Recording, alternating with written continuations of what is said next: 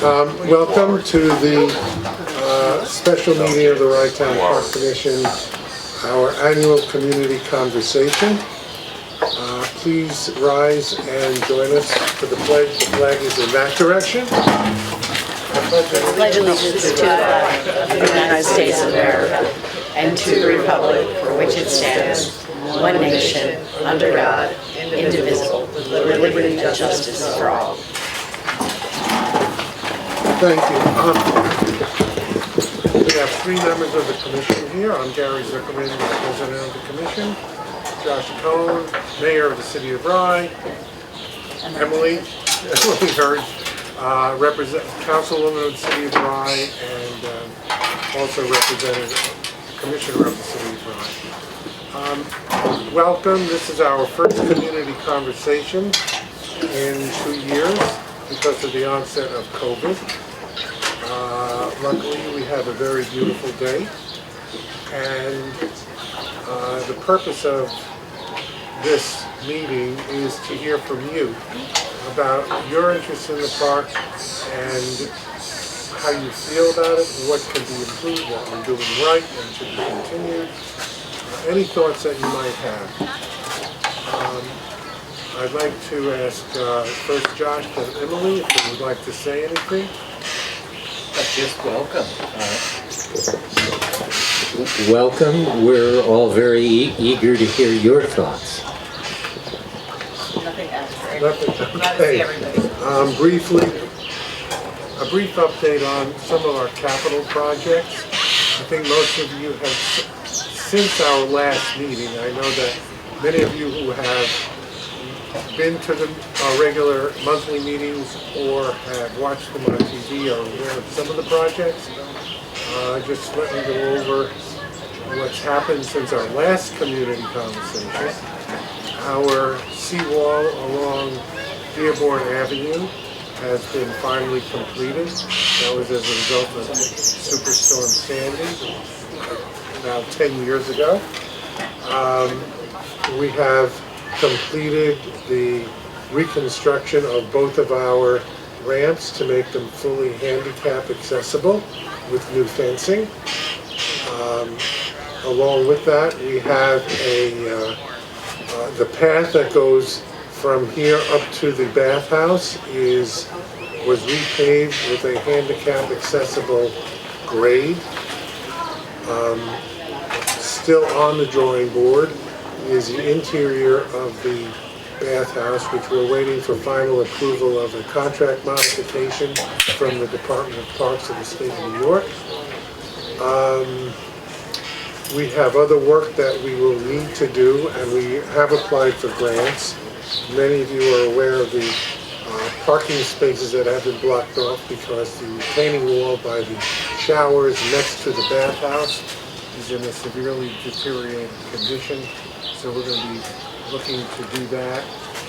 And there are capping along the seawall here that is in a dangerous condition. We're looking to do that. We've already applied for grants for the pavilion roofs. And we're trying to do everything with as much grant money as possible to save taxpayer funding. One thing that should go in very soon, and I've asked Debbie to double check on this, we have an approved grant for mats to go from the new ramps out to the beach. And that's all approved, but we're waiting for final paperwork from the county.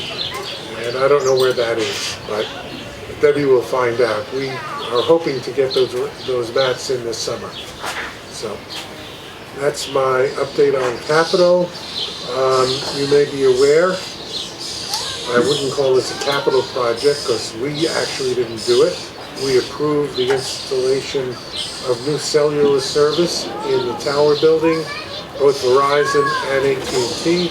Verizon is fully operating. AT&T, we're waiting for them to string their cable from God knows where, and they say supply chain, who knows. But we're operating with Verizon, and we should be in full operation with all of our communication equipment. And that's it for me. Josh, Emily, anything else from you? No, I would, sorry. I'd like to compliment park staff on all the work done through COVID, which was very, very difficult. Certainly it was challenging for the council to try to figure out what should be done at a prudential level with respect to the park. And it's park staff that had to implement that, and it's park staff that's keeping the park so beautiful. And thanks to Russ and to Vic for all the work they're doing, and for all the work that others on park staff are doing for all of us. Yeah, and I'll just add, I'm hearing, and I look forward to hearing from all of you here today, but that people are impressed and pleased with the condition of the park, and I think that's, as Josh mentioned, a tribute to our incredible staff, Russ, Vic, everybody here, thank you. And we have had an installation in collaboration with the, I'm not going to get it right, it's the Poetry Path is... Right, Poetry Path. And that was the the garden club brought in the daffodils. We've got lots of people all coming together. But if you haven't checked out the Poetry Path, is it 29? There will be a total of 39 in right time. I think there's 80. Russ, Mike, use a mic. First of all, thank you very much for those compliments. I wanted to take 1 second to recognize two of my right-hand people here. Jose Oliveros, who heads up all the park attendants here. He's doing an amazing job. And same here with Mike Cancel, one-time security captain and ranger here. He's got he can be so difficult, but he handles it so professionally and really works well with his staff and keeping everybody safe and secure. The Rye Poetry Path, since we're going with that, is that it's there's going to be a total of, I think, 81 poems that are going to be installed. Some at the Rye Nature Center, and some here in Wrighttown Park, and then the balance at Edith Reed Wildlife Sanctuary, hence the path. Okay, I'm happy to report that Wrighttown Park has roughly more than half the poems. No, roughly half the poems here in our park, and the balance is split between the other two facilities. We're going to be a total of 39 poems here in Wrighttown Park, and we're probably at about 24 right now. All right, so I hope you'll all discover them at your own pace and enjoy them. And, Russ, real quickly, the other thing I wanted to mention was the new green machines and our transition to green. It's not yard, grounds. Yeah. Well, we're very fortunate that the commission saw their way fit to approve the purchase of green landscaping equipment. So we are no longer running internal combustion engines, so the noise factor is dramatically reduced, and of course, fumes and all those kind of things have been virtually eliminated. We received them over a month ago, and they're doing a great job. They're more than serving their intended purpose. All right, so everything is going really well. What else? So the Bright Poetry Path was really spearheaded by one woman in particular, Amy B.J. Anagar, and she went out and got funding from the Westchester Council of the Arts and a bunch of other organizations, and she's really been a dynamo, and she's coordinated a whole bunch of volunteers. She's got a lot of poems sponsored. She's just really engaged the community, and I think so far the response has been great. The Daffodil Project, which I hope you got to enjoy, they're now wilting. I just got the word that we can now cut them down. That was a combination of the Friends of Wrighttown Park and the Little Garden Club of Rye that initiated that project. And the And also, the Friends of Right Town Park also played a major role in the Rye Poetry Path, so I should recognize them. And that's just one of the many things that they have really stepped up to. So I encourage all of you to get involved with the Friends of Right Town Park. They've been a real asset for us. They've made capital purchases of new water fountains, and we have new showers that are in the garage. We're just waiting to see if we can get them installed in the place that we want to, but that might be more of a challenge than we expected because of the deteriorating wall over there. But either way, the Friends of Right Town Park has really been a great asset here, and they're completely engaged thanks to Diana Page as the president and her board. So, Thanks, Russ. And now, I think we'd like to hear from all of you. If you have comments, concerns, please. You want me to come? Yeah. We want you on TV. And I want to be on TV. Good morning. Thank you to everybody, staff, you guys have volunteered. State your name. I will. Megan Corbett, 600 Forest Avenue. I have two questions. One, after particularly busy sunny weekends, the garbage collection, and it's not the staff's fault, the cans are overflowing on the beach, in the park. People very neatly tuck bags next to it, but of course the crows, the squirrels, whatever else, rip them apart. So Monday mornings, it's kind of messy. It's not the staff's fault. This happens late in the evening. But I think if we had more receptacles, that might be a good idea. And two, with the new improved cell service, if you call 911 from here, or even from Forest Avenue, will you get Westchester County? Because in past, you get Nassau County, and that's a problem if you're looking for no, it's true. Yeah, no, it's if you're looking for emergency medical treatment, yeah. And they'll reroute you, but you lose valuable time if someone is ill. Yeah. Megan, you're absolutely right. And it is our hope. We haven't had to use it yet, thankfully, but hopefully we will get directed. So for all these years where the 911 service, you never knew where it was going to end, but most of the time it ended up on Long Island. Yeah. What we did was that our protocol was to call the non-emergency number of Wright Police Department, so we didn't have to people didn't have.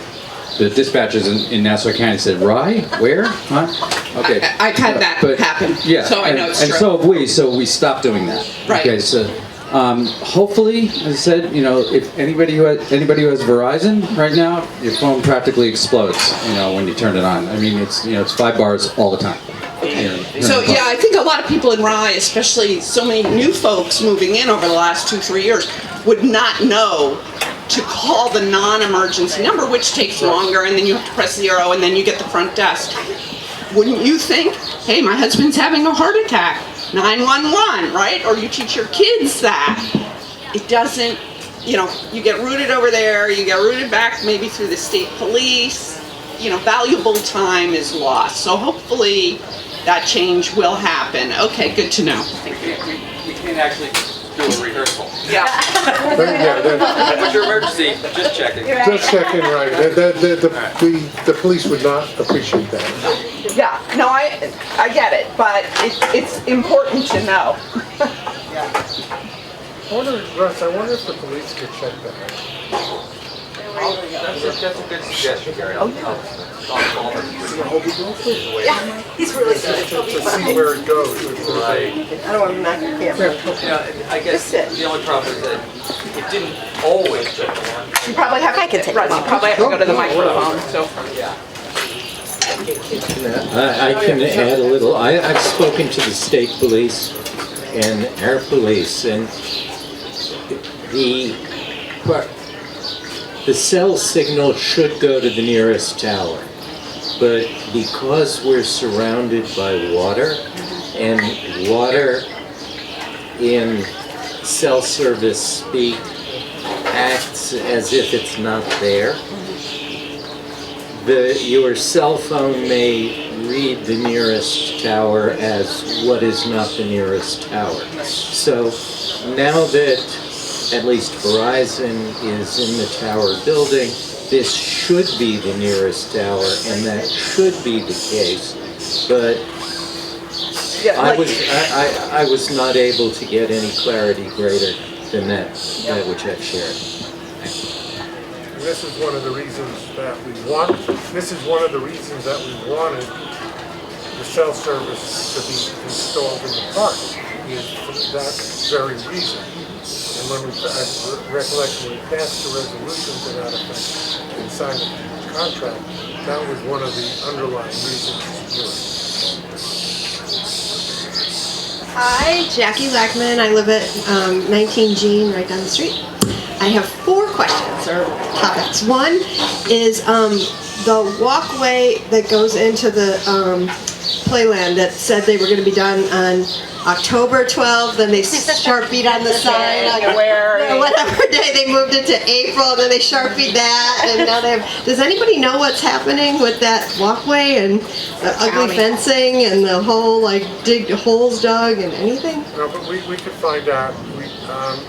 We're in contact with Standard Amusements. That's actually not them, that's a county project. Is that a county? Yeah, it's a county project. We can't hear you. Yeah, we can hear you. Yeah, bring the mic closer. Yeah, and right here. It's on. You just need to put it closer to your mouth. How much closer? This is better. Okay. We can be in contact with the county. We'll call the Assistant Commissioner, contact me and ask him. It's cut out. Yeah. Use that one. Just yell. And just hold it right here. Like, Is that better? you have to hold it right to your lips.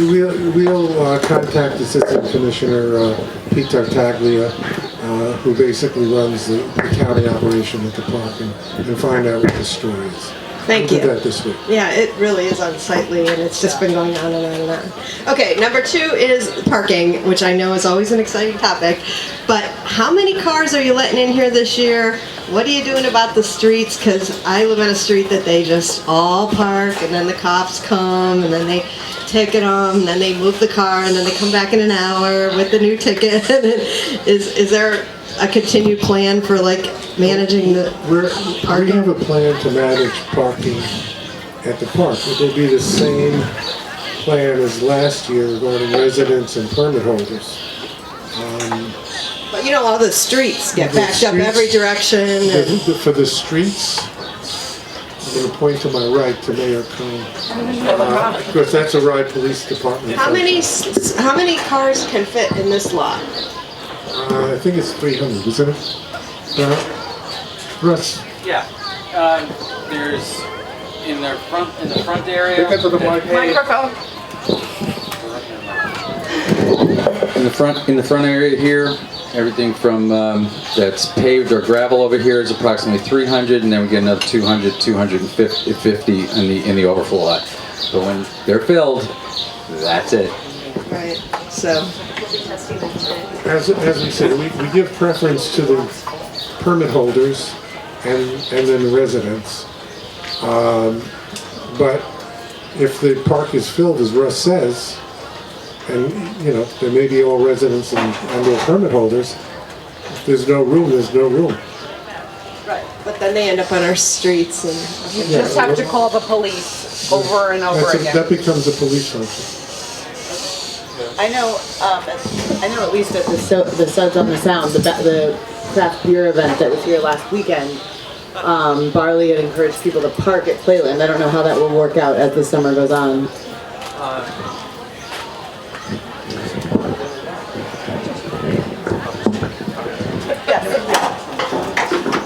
So we really can't send people over to Playland.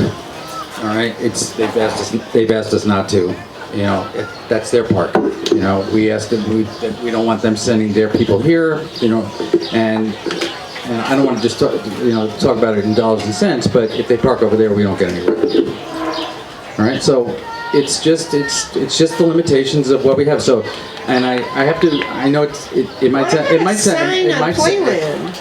might sound difficult, but it's really and Josh, Emily, just so I'm being correct, is that once we get, it's May 1st to October 1st, there's no on-street parking this side of Milton Road. And Playland Parkway. Right, So what about, right, so. okay, so what if people- about if a people- sign at Playland, or what about shuttling to the high school or something? Because, I mean, some weekends they're lined up down the street, around the block, up and down these streets. I mean, it's, That's right. I want you to make money, I mean, for sure. Like, maybe there's another way. Maybe you could golf cart them from, I don't know, the high school parking lot. Yeah, so far there hasn't been any suggestion about running shuttle services. If you do shuttle services, number one, you're talking about a period when the lot is already full. So we're making the maximum amount at that particular time, because no more cars are coming in. And the staff watches when cars leave, they let more in for those who are waiting. So it's really a question of kind of being the victim of our own success on a day like this.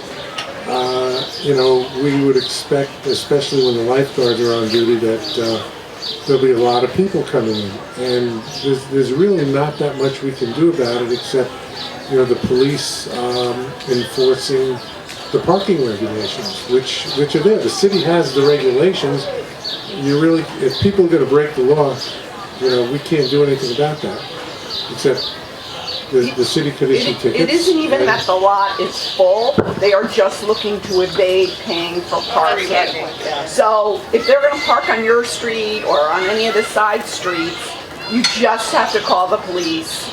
And, you know, if you wanna be nice, you could go out.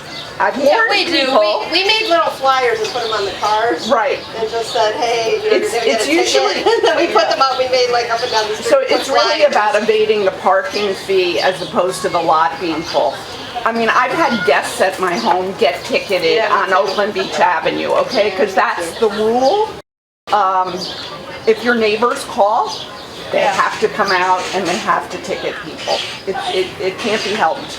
Yeah, I don't know. Well, maybe there's new ideas. I don't know. I'm just saying that it's unfortunate. I also have to say one thing that's really sad about it. I don't know if you guys have seen, but folks come here and they are so excited to go to the beach and they have their kids and all their stuff. And I feel so bad for these little kids who are like getting dragged and they're like, then they get turned away. Like it's just, it's a bummer. That's why I was thinking if you put the sign at Playland before when they get off the freeway. You know that flashy sign, like even if that flashy sign said like beach full or whatever, they might go to Mamaroneck or somewhere else. Like, 'cause it is a bummer. Like I mean, I feel bad for the parents who just drag Are them. you suggesting we can't put a sign on Playland property, but are you suggesting like No, at that the down the corner? freeway when they get off the freeway. You Well, mean that's not- 95? Yeah, Well, that's, That's not, because the backup starts there and then it but goes. that's not Parkway is a county road. county, yes. I you mean, got Federal Highway. We have County authority, Highway, we have all of authority in the those. park. Those are good thoughts. I mean, at some point, you know, maybe we could put a sign up earlier when you make the turn onto Forest Avenue and you hit the first part of the park. Maybe we could do something there. We'll have to think about Or that. 1 hour, you know, come back in an hour. I don't know, whatever. Okay, bad idea. Next is the No future. idea is a bad idea. Okay, I love the beautiful fountain here. What's the deal with it? Like, why is it like, does it come up the middle? Why does it look so unsightly? Why does it have that weird plug coming out of it? I love it, it's beautiful, but I don't get it. What happened to the fountain? That fountain was put in, there was a small donation to do that. I don't know, is it, Russ, is the fountain broken then? It's not working. I've got a little history on that. You got history, good. It's Come on, beautiful, but Debbie, it looks like give a us wreck now. Give us the scoop. Yeah. So, as everyone can see, it's a very old fountain. It's been here for generations. The plumbing underneath was completely destroyed at some point, filled up. There was a donation from the Terenzi family in approximately 2017, and unbeknownst to the management, they engaged a contractor who installed the piping outside as a way of getting the fountain to work. It works, but it looks like that.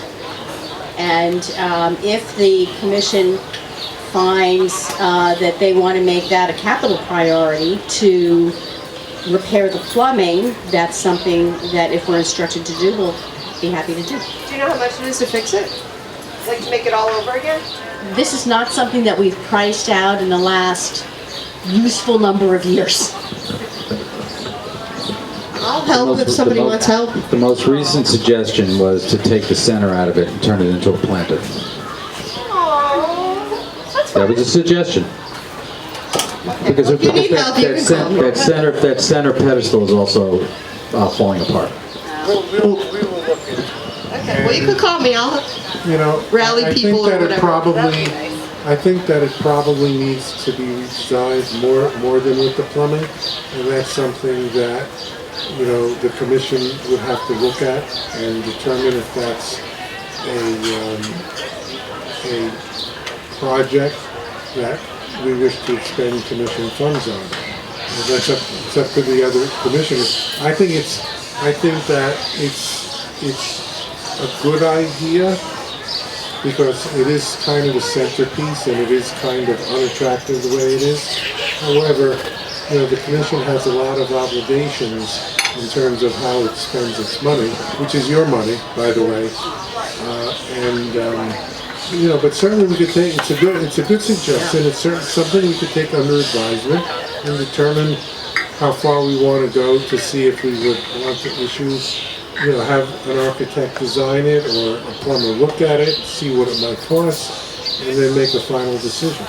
Also, I think Diana Page has been incredible about taking, you know, input and translating that into actual projects through the Friends. So that could be a way to mobilize action on the fountain. I just have one thing more to add to that, is that currently the town, well, the people that administer with me the park are looking into what has been sort of a patchwork of when people donate money as a memorial, all right?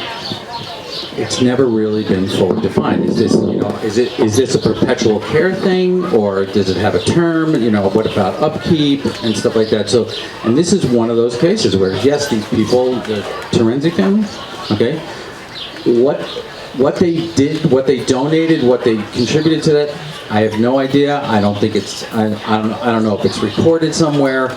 We don't know who did I don't think we know who did the work. So, but this is just one example of somebody saying, oh, I mean, I just had a gentleman the other day was saying, well, I had this tree planted and look at it.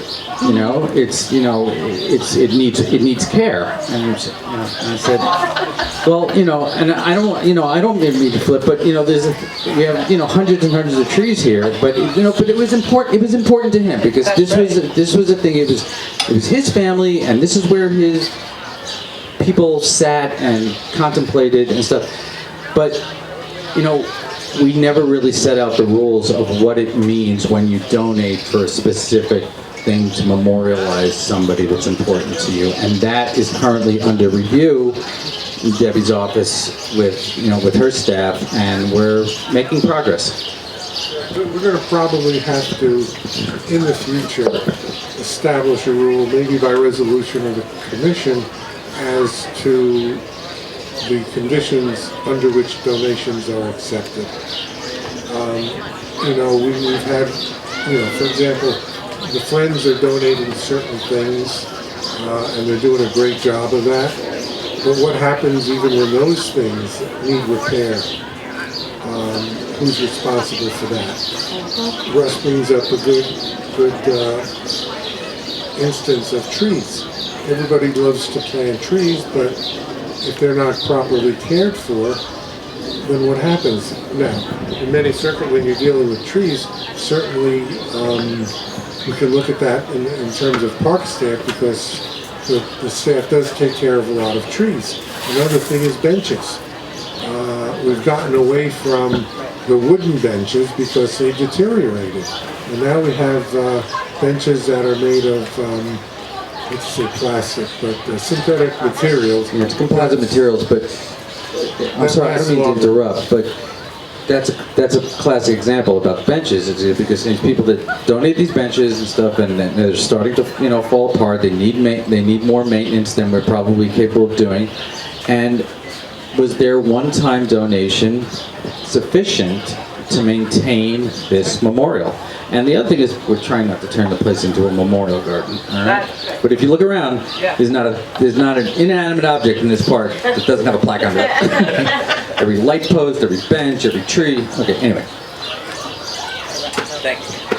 Okay, Thank you. I'm sorry. And then, well, I guess it's like two sort of things. One is, can you just give a little update on like the vendors in the park, like what the deals with that is and what the deal with this place is? Like, I saw there's this festival this weekend, which was lovely, but I just wondered, what are these? How long are these contracts? What are they doing?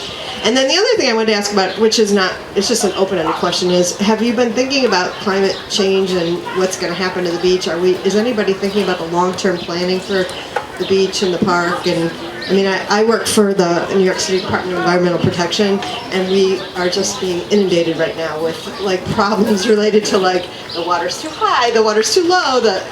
We're the water department, so it's complicating, and I just wondered if you guys have started to think about that. I think individually we probably have.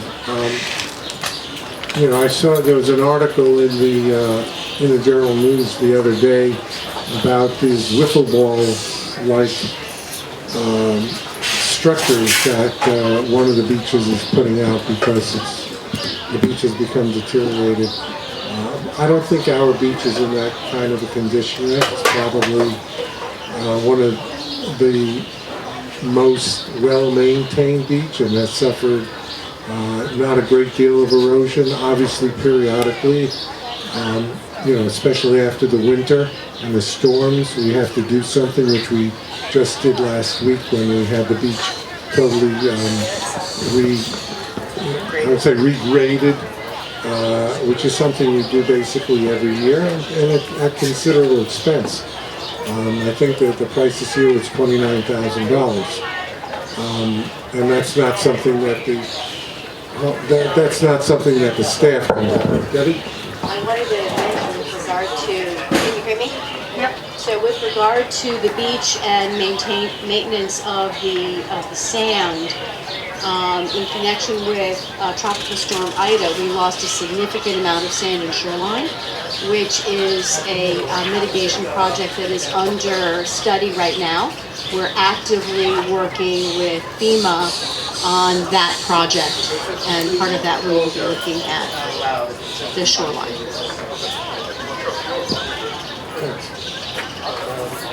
There was another aspect of your question. Oh, the contracts, like the contract, yes, vendors of thank the city. you. Yes. So the park has two concessions. One is the restaurant, and that's under contract. I don't know how much longer we have in the current contract. I believe 7 years. I could be off by a year, could be 6, with a renewal contract. This is their 4 out of 10, and then there's a renewal option on both sides. The water sports concession is just that. That was a 3-year agreement with the option on the part of the commission to renew for a year, and we did. Are you happy with both of them? I am. Are you? Yeah, they're great. I just wondered if the same thing you report. I think, I've heard a lot of positive feedback about the water sports because this is something that has never been offered here before, and a lot of people don't have access to, obviously, aquatic sports anywhere else. So, I do think with COVID and the past few years, that this also goes for Barley Beach House. I think we're really looking forward to watching them blossom in the next summer or two, see how they go without incredible pandemic. And Barley opened late in 2019, and they had it was like a partial summer, and then 2020 obviously was a disaster for them. And so they have a schedule of events. They really are trying to pick up some of that in the park. That was Suds on the Sound last weekend. They have a fireman's thing coming up that you can check that out. But certainly to the extent that it is that aligns with park interests, we encourage them to have events because certainly we're getting, the better they do, the better the park does. So, but we've heard a lot of positive feedback about Barley. That's true. I really haven't heard very much negative at all. And just to reiterate what Emily says, that May I when, finish? I'm never done. We have positive feedback both on Barley and on the kayaks. You asked, I think another part of the question was about the special events. All of those special events are approved by the commission in advance. So it's not like they just say, oh, we're throwing a party and nobody knows about it. It comes before the commission publicly approves it. We ask what the parameters are, and then we give approval. I mean, the same thing we did with what we have down here, which I think is a great addition and provides a service, and not only is a moneymaker for them, and therefore us, because our agreement is based on their gross revenue. So when they do well, we do well. And this also provides a service for the beach patrons who, might not want to leave their sand space and come all the way up here for something, and they can get it down there. So, thank you. Russ? Thank you. You're welcome. Thank you. Hi, Suki Van Dyke, 62 Garden Drive. And I gotta get closer. I want to say thank you to Debbie for setting the mic at the right height. And a big thank you to Russ and everybody here who made this place such an oasis during COVID. During all of the time when we were trapped indoors, here we could be outdoors. And it really, I think, saved the sanity of a lot of people in town. So my question is, I guess, infrastructure based. I came to the park today. I haven't been here as much because my dog is old, so I don't get here as much. But and usually when I do, I'm just walking through. But when I came to this meeting, I sat down to, wait 10 minutes before it started, and was going to just get on the Wi-Fi and check things, and realized there's no Wi-Fi in the park. And that surprised me because I thought most public places. Right, and all the parks in New York City are Wi-Fi enabled, and you just kind of assume anywhere you go, you'd be able to jump on the public Wi-Fi. So that surprised me, and also because we all know the way the cell service works around here, I have zero cell service. I'm T-Mobile, and I have nothing, like nothing. So that seems odd to me in 2022. And you did look into the Wi-Fi. In fact, at one point, we're going to apply for a grant through the CDBG program and COVID because they were offering it, but that really never came to fruition. Yeah, it would be great. We could look into that again. We could modernize that stuff. Can we look into public Wi-Fi? Yeah. Yeah, we've developed and presented proposals in the past for access points, and we can certainly develop that and put it before the commission for consideration. I would say that in the past we've had access points around the ticket booths, but it's very narrow. Yeah. Well, we could look into that, and especially now, the state of New York is under the infrastructure program is putting in. It's mostly designed for rural, but they want everybody to have high-speed internet, and this is something certainly. Thank you for bringing that up. Yeah, it is crazy making that. They are doing this in rural counties across New York, which is great because they need it, but here we don't have it. So thank you. All right, we'll look into it. Thank you. Thanks.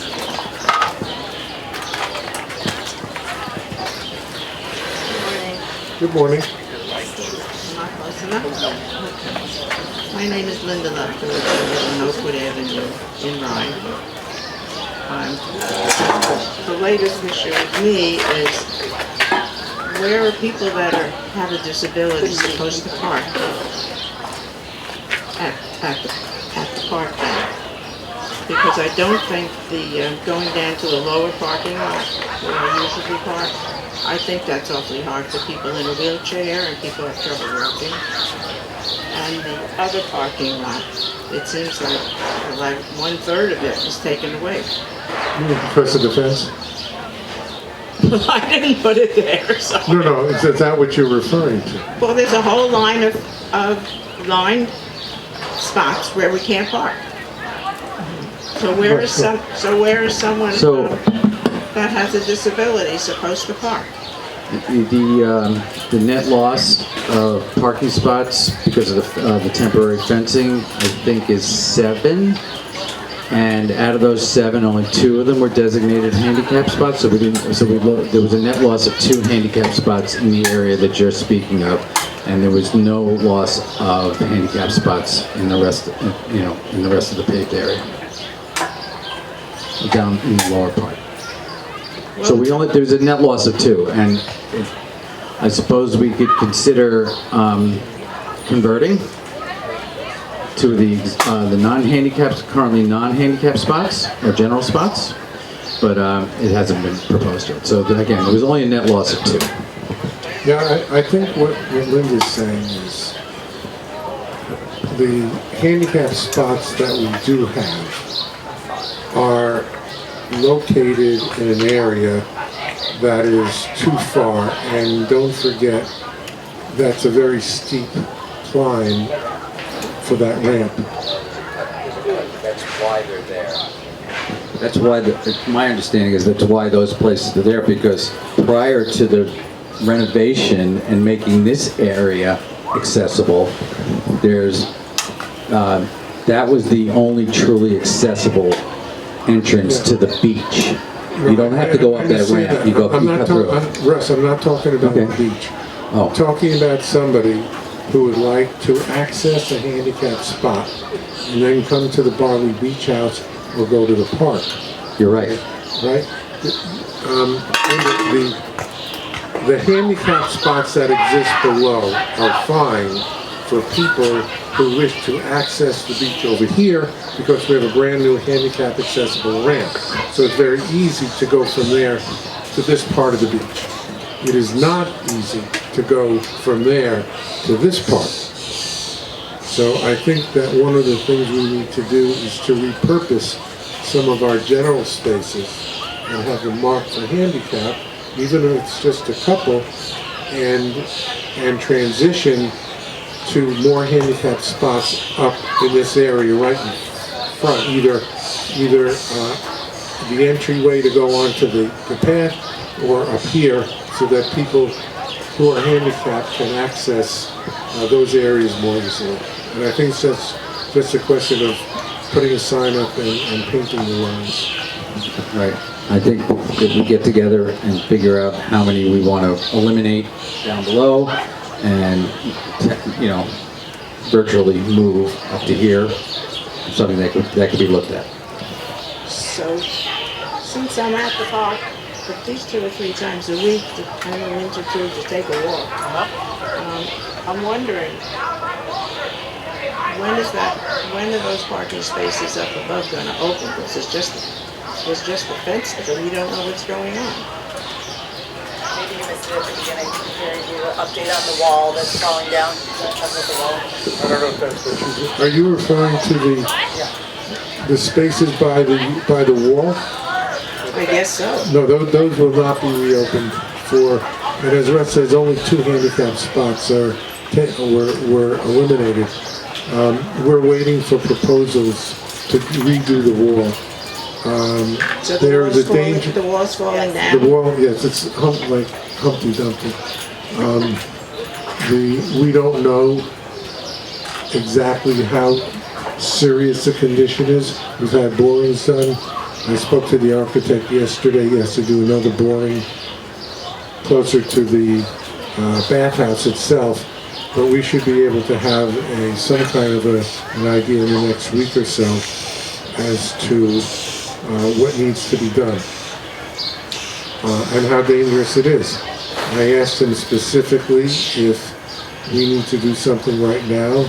His view is that as long as we maintain the fence As it is, there's no danger, and that's the primary concern, is no danger. And as soon as we know what has to be done, as I alluded to this at the beginning of the meeting, then we'll determine how we're going to finance whatever repairs necessary.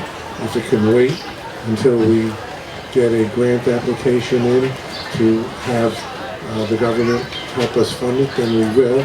If it's necessary to do it on an emergency basis, the city and the town will discuss it because they would have to finance it. Okay, and the other thing, you're not in charge of the parking problems that people who live close by have. I know it's not your fault. No.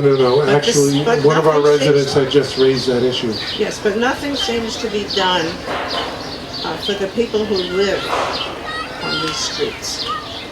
So just to constantly get tickets for parking in front of your house or having a visitor, or some people on my street have AIDS because they're elderly and they can't walk and get around, so they have aides coming in. And some people have one driveway that serves 2 houses, so it's a problem. And some people get tickets, a lot of tickets, and some people don't get any tickets. So I think the city of Rye should look into this, why some people can park all night and they don't get a ticket. Some people have to be squeezed into driveways and on the front line or something. The mayor is listening to you. I don't think so. I really don't. It would be nice if he would, but I don't think so. I think he is. I think he's hearing towns you. like Larchmont has passes, some kind of parking passes for the people who live there, they can park.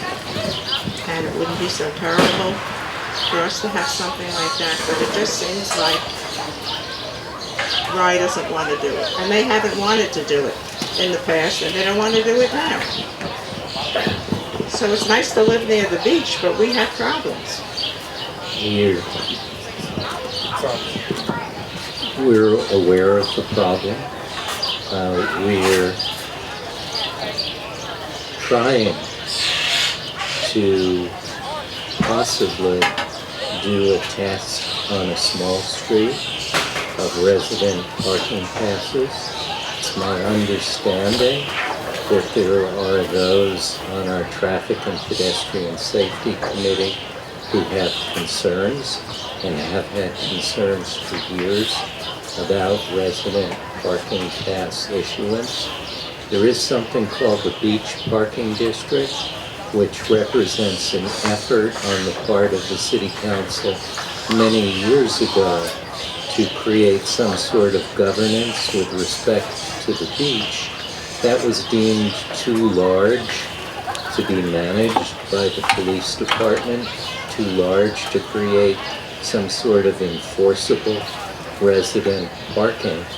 That's something that I personally would like to look at.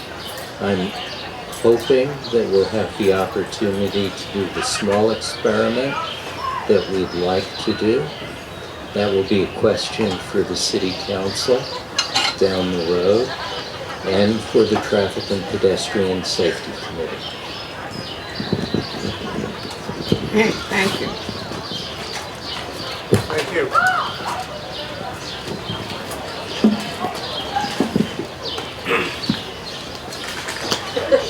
I'll put it back down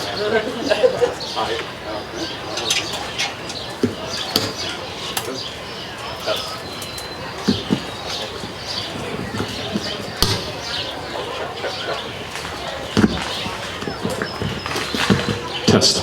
That worked. Hello. Steve Vasco, 85 Dearborn. First I want to say that Park has never looked better, and really appreciate the work that the team's been putting in. It's just, people come in that haven't been here for a while, and you can hear them talking about it. It's everywhere, it's all the little details, and I know how hard everybody's been working at doing that, so really appreciate that. A couple questions. When's the last time we put sand on the beach? I think it's been quite a while, and it's starting to get pretty rocky. And I feel like it could use a nice dump of sand on it. Were you on the beach this year? Yes. It's been regraded, but it doesn't seem, we haven't added sand, right? No, we look at that every year and determine whether we need sand. It's not a question of adding sand. We determined this year that the regrading would be sufficient. We last added sand, I think, about 3 years ago, 2 or 3 years ago, right, Deb? 2018. 2018. So, the question is, why do we need the sand? Is it deep enough? Does it need to be sifted any better than it has been? We rake the beach periodically, correct? Daily. So, that's something we will keep track of. Sand, by the way, is very expensive to add sand. You're dealing in, high, 5 figures. You're dealing in probably $40,000 or $50,000 to put sand on the beach. Just to be clear, there's a difference between raking and sifting. All right, raking, gets out larger particles, and sifting actually goes through a much finer screen. I guess I'm not an expert here, but there's depending on which beach you go to, whether it's North Shore, South Shore, this sand does not in any way compare to like the sand on the South Shore of Long Island, at Jones Beach or Robert Moses. Different kind, but it's certainly something that we, as Gary already said, we look into every year, and we make a determination to the best of our ability whether we need to actually purchase or just redistribute. Great, thanks. Also want to think more about the long term. It seems like a lot of times these projects come up like the wall or whatever, and always scrambling to fund them. I'm wondering if we should really look into having the 3 government entities do a little bit more to pre-fund capital projects. I'm happy that we're always watching out for taxpayer money, but it does seem like we have a pretty obvious need to put substantial money into the infrastructure of the park over time.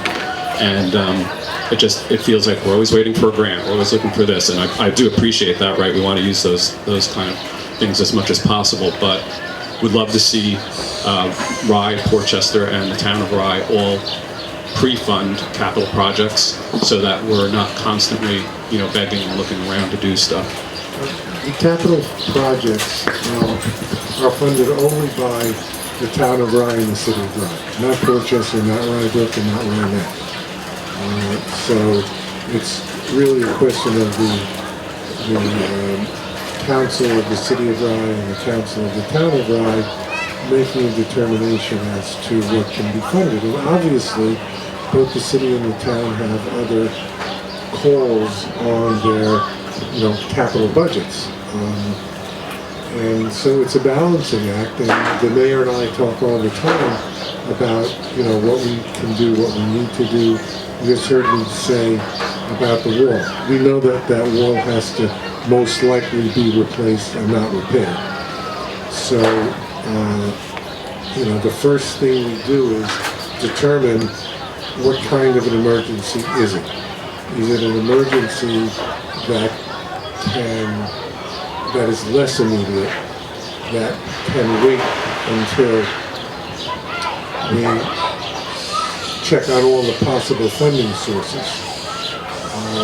Or is that something that has to be done immediately because it's falling down, it could injure people, and therefore we have to just do it. And of course, if a wall like that could cost, especially with inflation, maybe $300,000, $400,000. And just, the numbers that I've heard were a little bit less before the inflation when this first came up. But, that's something that we have to look at in terms of our abilities to fund that within, our budgets. Most likely have to go out for a bond on it to do that.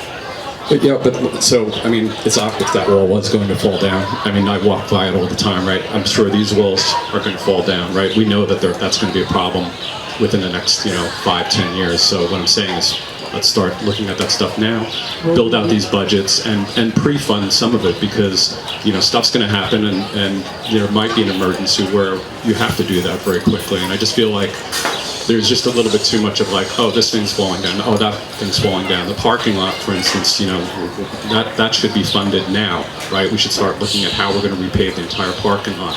The path over there is constantly being washed out. There's just things like that that are really pretty obvious, and they're essential to the park. We're working on all of those things. Okay. Every one of those things is being worked on. There have been grant applications submitted previously. Some of them not successful, others have been successful. We have right now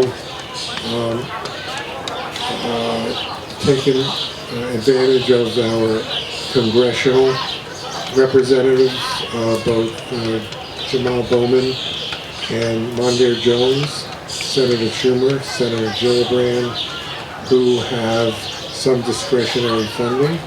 We've asked them, we've put those items on a list for them, and we're trying to follow up with them about it.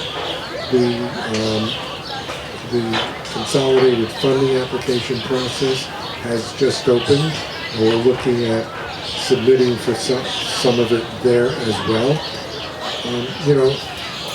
We've spoken to both Steve Otis and Shelley Mayer about SAM grants, state and municipal funding opportunities.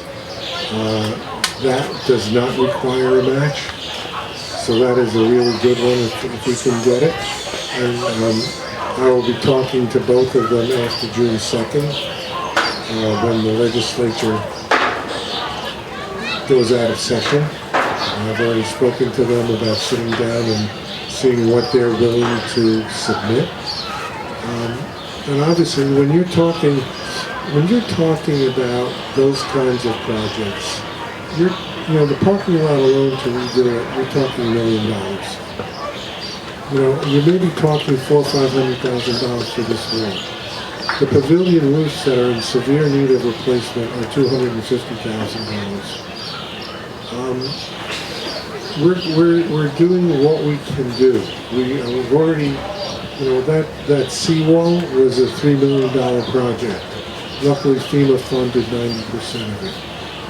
And the ramps over here, you're dealing another, I remember the exact ramp price, it's close to $400,000. The interior of the bathroom could be another $400,000 or $500,000. So you add all of these things up, it's a substantial amount of money. And it all goes back to the fact that what you're speaking about is lack of maintenance, and we should do it, and we're trying to. But we're dealing, this commission is dealing with a lack of maintenance that has occurred over the last 20 and 30 years.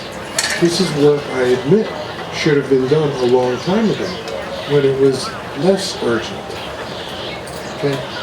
And you're absolutely right. So we're doing what we can do to hasten it, keeping in mind the need to assist the taxpayer. When we go out to spend, whether through a bond or if we have money in the fund, all of this affects the taxpayer in one way or another. And there are demands. The city of Rye has demands on its infrastructure, its water and sewage, its roads and things like that.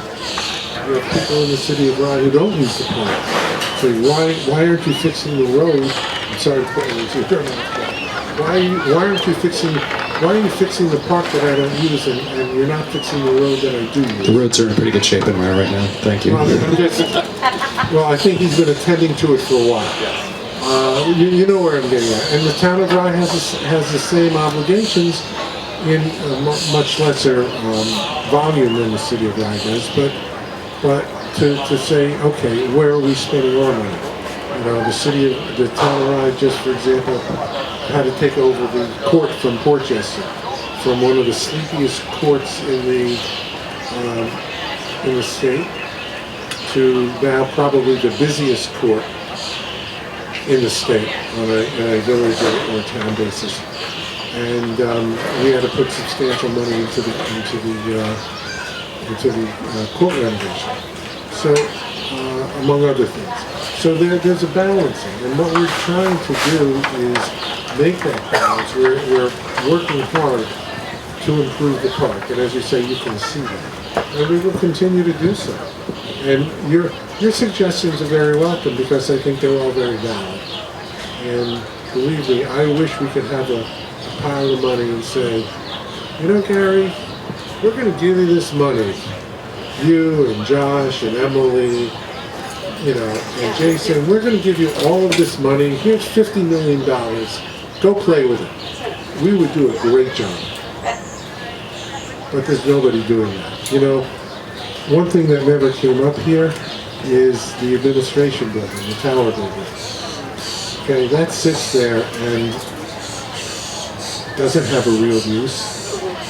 It's a gorgeous building.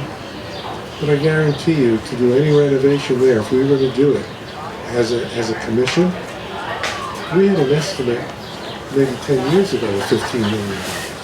If you notice, I didn't say anything about that building. I wasn't going to go there. What I'm saying is, yeah, we could spend a lot of money, and we need to spend the money. But you know, our unless it's a true emergency, we want to do the planning that you're suggesting. We want to plan it out, and we'd like to plan long term, because all of these needs are there, from the parking lot to the wall, the bathroom. All of the needs are there, and we're working to do all of them. So anyway, thank you. Thank you. Thank you. Gretchen?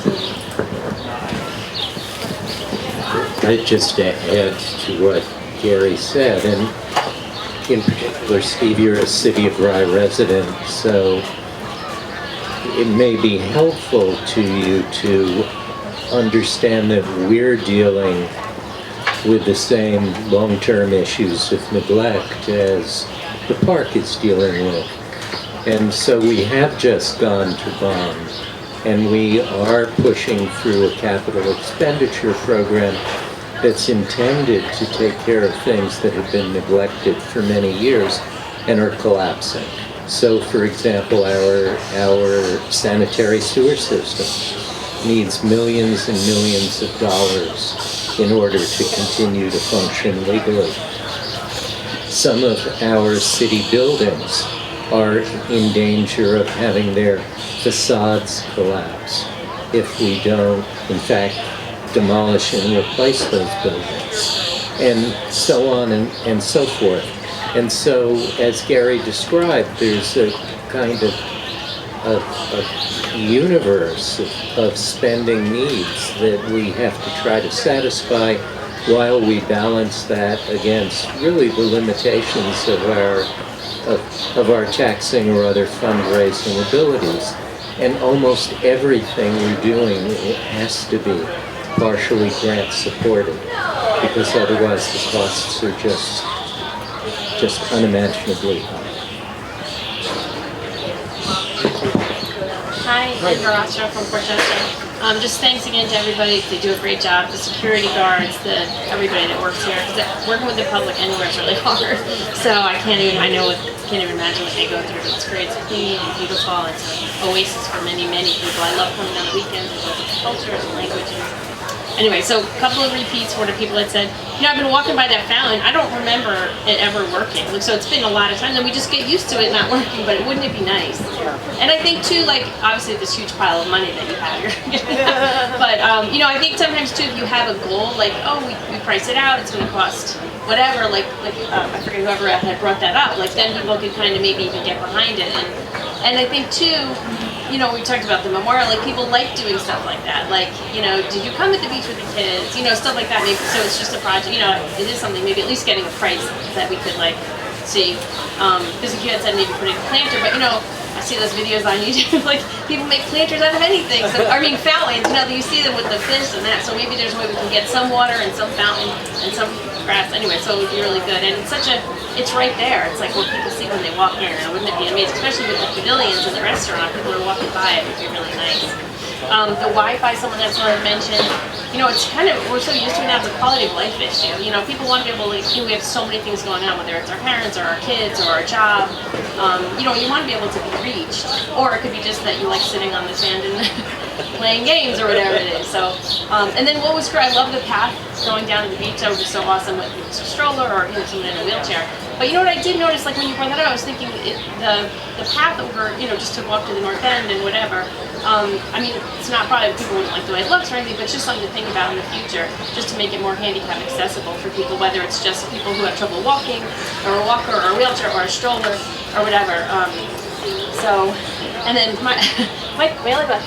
the showers are just, I mean, talk about quality of life. If you ever come here with kids, it's just, you really want to get the kids in the shower. And the showers are just so not great. And I don't know if it would just take, I don't know in terms of like supply. I feel like there's good water pressure, we can get it, but it's just like shower heads or something. But that's such a huge quality of life issue. No. We have a solution for that. Okay. I don't know if you heard, the Friends of Rytown Park have donated new showers. They're freestanding showers. You see them in some parks with several shower heads on each side. So the Friends have donated it. They're in stock. Russ would know better than I about if they can be installed while that wall is still there. We'd have to figure out a way to do that. But the answer to your question is yes, there will be at some point new showers. So there'll be not those showers? No. We purchased, with the Friends of Rytown Park gifted us 2 shower towers, and each tower has 3 shower heads and 1 below just for feet.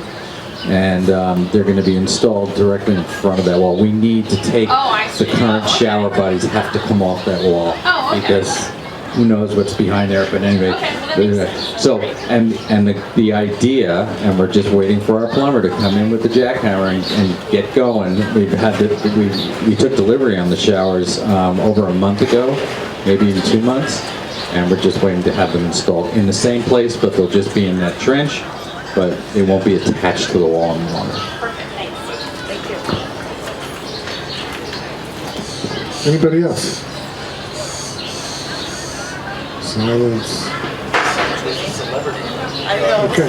You want me to say something just from here? Yeah, I'm looking at you. Let them just show up. You can't just show up and not speak. That's not like you. All right. On the fly. Yeah. There's nobody here. Am I recording? Can you hear me? There's no one here. Jamie Jensen, 588 Forest. There's not a lot of people here, but you are recording, so that's a good thing. I came an hour late, so I don't want to repeat anything that's been probably welcome and thoughtful from other people that are in the audience. But what I will say to you is that the Friends of Rytown Park is focused on partnering with the good energy of communities like yourself that want to see things happen. And so we exist as a place to make it happen if it makes sense for the administration, and we can figure out a way to fund it along with you. So that's why I don't know if anyone brought it up, but we would really like to honor the ecosystem here and the original pond and revisit the swale, which is that muddy little brook that comes from the pond, which is mostly storm drain water, and be part of the Save the Sound energy and solution to continue to work to clean water before it re-enters our sound. It would be beautiful. The dogs wouldn't be rolling in it. We'd bring new trees in, and we'd bring in a beautiful thing. That will cost somewhere between, the original estimate was 40, now it's up to 150. That will cost somewhere between $50,000 and $150,000, and we need to raise money for that. So citizens who care about the park but maybe don't use the beach, that would be something their money would go towards. So it's really starting to talk to people in your communities about ways you want to donate, whether it's time or funds. I always look at this park as the sort of ultimate test of social justice, right? All the people in Rye, not a lot of them use the beach. And yet it is one of the few places on this shoreline where people can come and they're welcome. They don't have to belong to a private club. So how do we think about that in a way in which we spend tax dollars? And it's just a really tough conversation to have with community members.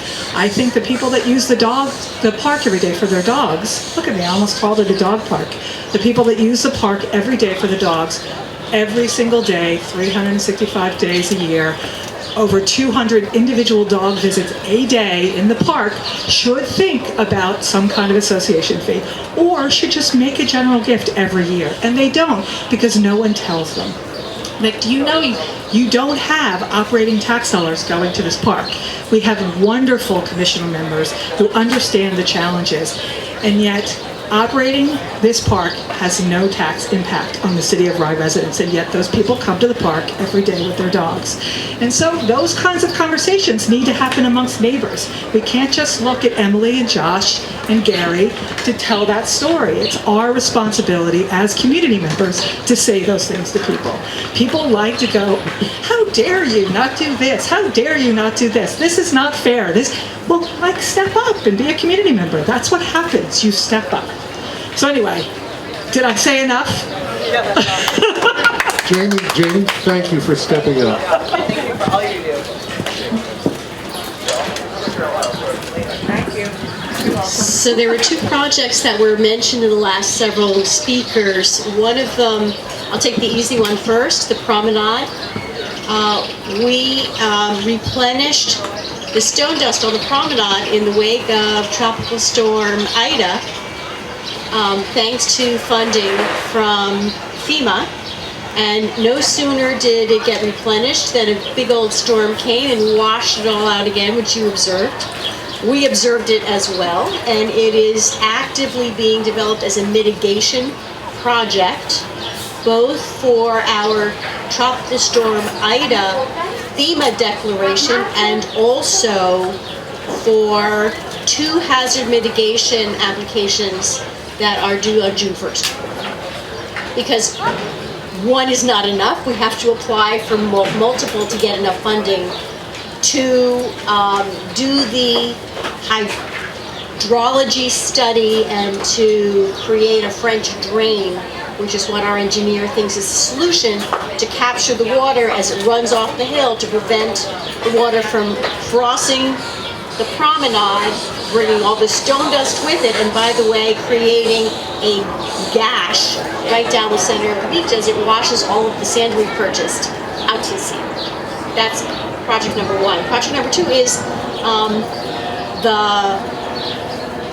the body of water that is running between the pond and the sound, and we often have called it a culvert. We're now calling it a swale. I'm learning all kinds of words. That is also a project which is very far along in engineering development and is part of the same 3 different funding applications that are going on right now, which is the swale that failed in Tropical Storm Ida and became more of a swale. We're developing a project with FEMA. Hopefully they will approve it. The same projects are going into 2 hazard mitigation applications right now on June 1st. Let me just elaborate one thing, and this is by way of a thank you to Debbie. Debbie meets via conference with FEMA, Debbie and Janai from the town office, bi-weekly. They spend hours on the phone. And this is an ongoing thing, because everything that FEMA asks for 1 week and is given, the next they ask for more and more and more. And it's an ongoing thing. But I asked Debbie what's happening with that, and she says, we're making progress. On some projects more than others. But that's what's happening. And you heard Jamie say, talk about the potential costs. And that's something that I didn't mention before when I was talking about the other project. Yes, these are all ongoing. The promenade, the swale, the path around the pond, all of these things. We're trying to take advantage of a lot of sources, including insurance, by the way. Some of the stuff gets covered by insurance. But you know, we're constantly pushing to get money from the different places.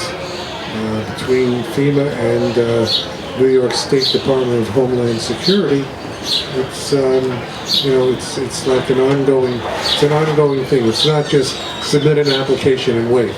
It's a constant and evolving process. I would add that the offer of the Friends of Wrightstown Park to help pay for the swale will be absolutely welcome, because should we get covered, it's 90-10. So there'll be a 10% match and very much a place for those dollars, and very appreciated. Thank you. Some new people just came. Does anybody want to? Any more comments? If not, I want to thank. Let me make an announcement. Our next monthly meetings are June 21st and July 19th. And I want to remind everybody that June 4th is Pride Day. At Ragtown Park, we will be raising the Pride flag. We will also have some speechifying. I've been asked to be the master of ceremonies, so and of course I expect Emily and Josh to be there. I hope.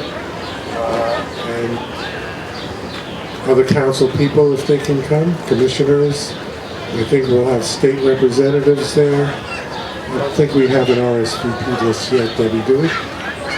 It's starting. Yes. Hopefully we'll have a song.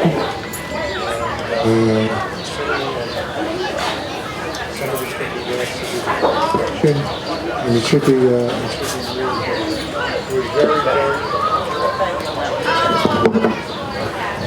it was a very, very successful event last year, and at that time, not only will we raise the Pride flag, but we're going to have our new Pride artwork. What are we calling it? A banner?